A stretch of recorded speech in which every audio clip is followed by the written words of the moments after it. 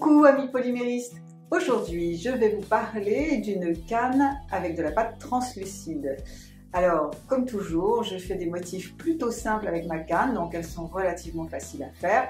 Je n'aime pas trop les motifs compliqués, surtout les motifs kaléidoscopes, ça c'est une question de goût. Donc voilà, pour celles qui aiment les cannes simples, faciles à réaliser, suivez-moi!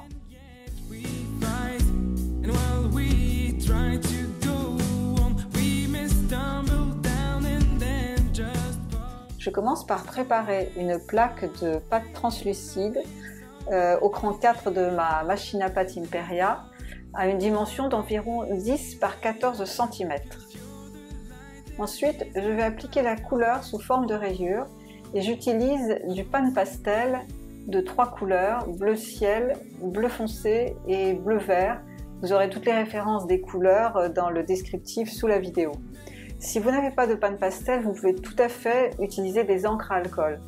Personnellement, je préfère le pan pastel parce que c'est plus précis dans la répartition des couleurs. Les encres ont tendance à s'étaler un peu, donc on n'a pas exactement le même résultat. Mais bon, ça fonctionne quand même très bien comme ça. Si vous utilisez les pans pastel, n'oubliez pas, entre chaque couleur, de nettoyer votre petite éponge sur un papier absorbant, sinon les couleurs vont être évidemment dénaturées. La répartition des couleurs que je vous montre ici est importante pour la réalisation du motif. Il est évident que si vous changez la disposition de ces rayures, le motif sera différent. Ça peut être intéressant, mais ça ne sera pas exactement le même. Je vous laisse regarder.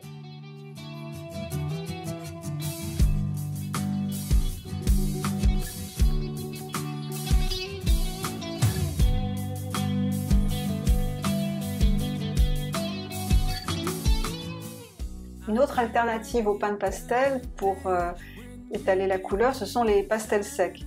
Ça fonctionne aussi très bien. C'est plus précis bien sûr que les encres à alcool, mais ça demande évidemment un petit peu de travail supplémentaire parce que les pastels secs, il faut commencer par gratter le pastel le bâton de pastel pour avoir la poudre nécessaire pour cette utilisation. Donc évidemment, c'est un peu plus long à utiliser.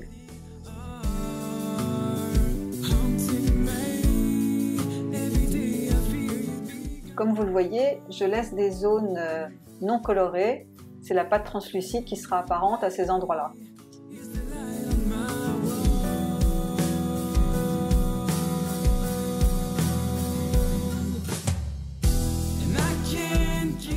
Les pastels laissent des petits résidus de poudre que je m'empresse de nettoyer parce qu'ils sont très pigmentés et ils auront vite fait de me faire des taches à des endroits où j'ai pas envie d'en avoir. Je replie ma pâte sur elle-même et je vais passer le tout dans la machine à pâte et travailler exactement comme pour un dégradé classique. Donc je passe une dizaine de fois, ce sera suffisant pour que les couleurs se fondent les unes dans les autres. J'ai fait tout ça au cran numéro 4 de ma machine à pâte et je vais repasser maintenant au cran numéro 3 pour l'affiner dans le sens toujours des rayures. J'ai préparé une plaque de pâte blanc opaque au cran le plus fin, c'est-à-dire le cran 1 sur ma machine à pâte, et je l'applique sur la moitié de ma plaque rayée dans le sens toujours des rayures.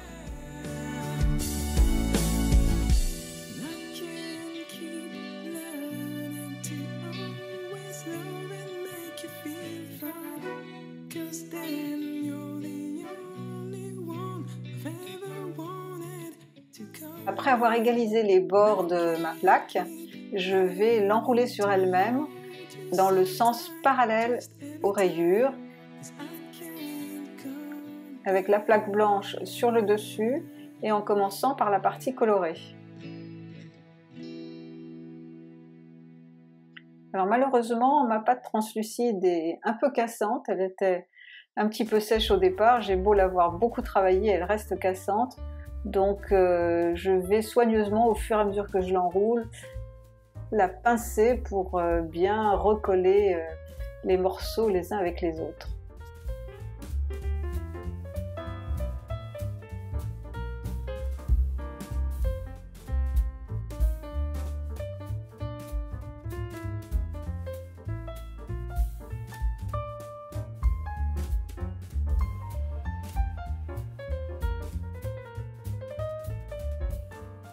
Voilà qui est fait, donc maintenant je la roule sur elle-même pour essayer d'effacer au maximum la jointure, comme on fait habituellement chaque fois que l'on fait un petit boudin.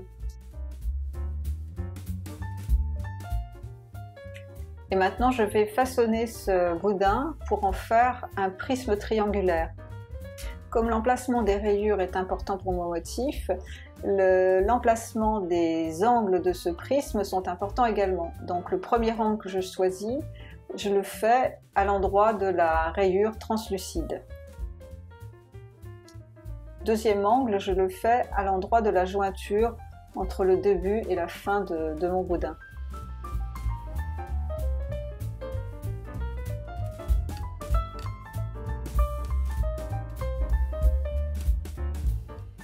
Et le troisième angle se fera tout naturellement sur la partie bleu clair de mon prisme.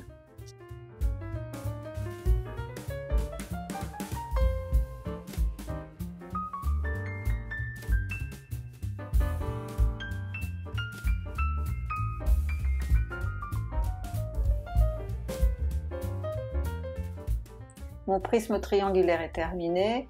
J'ai des angles bien marqués, je vais pouvoir le découper en 4 parties égales que j'assemblerai pour former un demi-cylindre.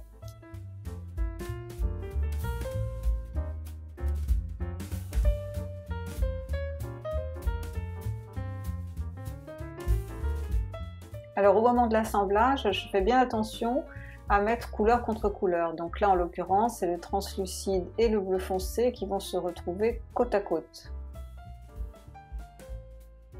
Et là, même chose, je vais mettre le translucide, non pas contre le vert, là je vois ça ne va pas, donc je la retourne pour avoir translucide, translucide et bleu contre bleu. Je fais également attention à ce que les deux côtés de ma canne soient bien jointifs.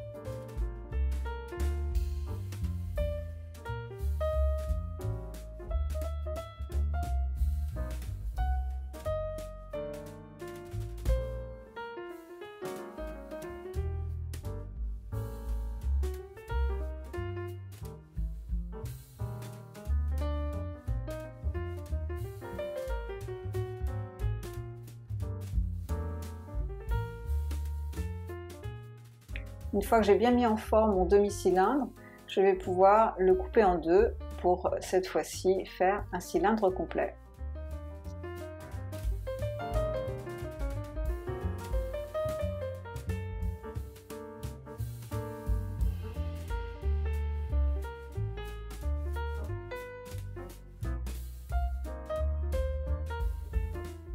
Mon assemblage est terminé, il ne me reste plus qu'à légèrement réduire ma canne.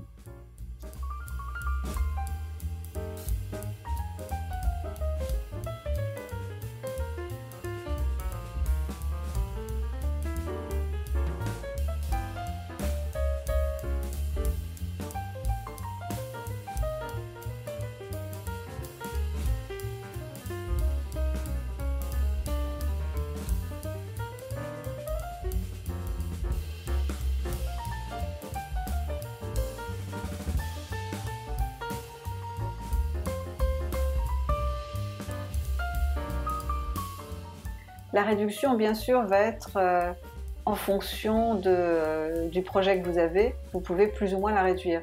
Moi, j'ai choisi, en l'occurrence, de faire deux formats différents. C'est-à-dire que je vais avoir la moitié de ma canne que je vais réduire plus que l'autre. Et comme ça, je pourrai avoir deux motifs à utiliser de façon différente.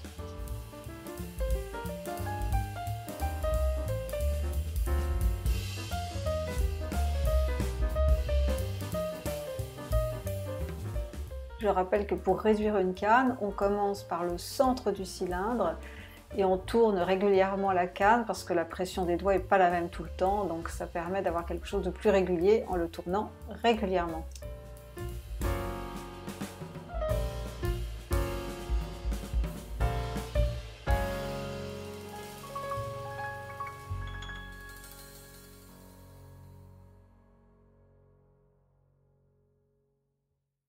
Ma canne est terminée.